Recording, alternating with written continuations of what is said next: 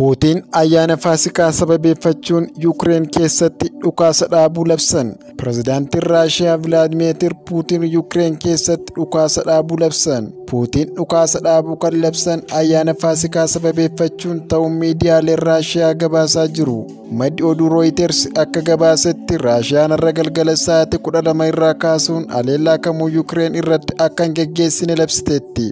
Raashiyaan dhukaasa dhaabuu labsitus gama Yuukireeniin hanga ammaatti wanti jedhamee hin jiru. Kremliin garuu Yuukireen faana ishee hordofuun ayyaana kana sababeeffachuun dhukaasa akka dhaabdu abdii akka qabdu ibsite. Akka gabaasa kanaatti dhukaasa dhaabuu Raashiyaan labsite hanga dilbata halkan walakkaatti kan turudha. Haa ta'u garuu dhukaasa dhaabuun kun gara waliigaltee nageenyaatti geessuu kan danda'uu fi dhiisuu ta'uusaa ammatti wanti barame hin jiru. Pireezidaantiin Puutiin dhukaasa dhaabuu labsuun isaanii Doonaald Tiraamp Yuukireenii fi Raashiyaan dafanii waliigalteerra yoo hin geenye Ameerikaan akka harka keessaa fudhattu beeksisu hordofeeti.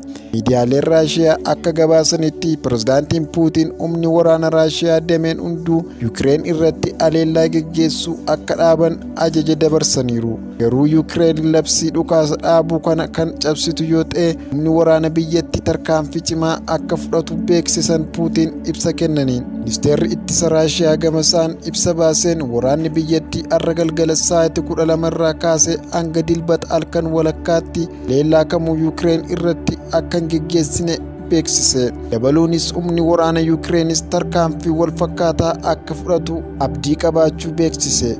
Kun ta'ee otoo jiru gama diinaan labsii dhukaasa dhaabuu cabsuun yoo jiraate haleellaa kamuu qolachuufis humni waraana keenyaa qophaa'aa ta'uu qaba jechuun beeksise. Ministeerri ittisa Raashiyaa ibsa baaseen.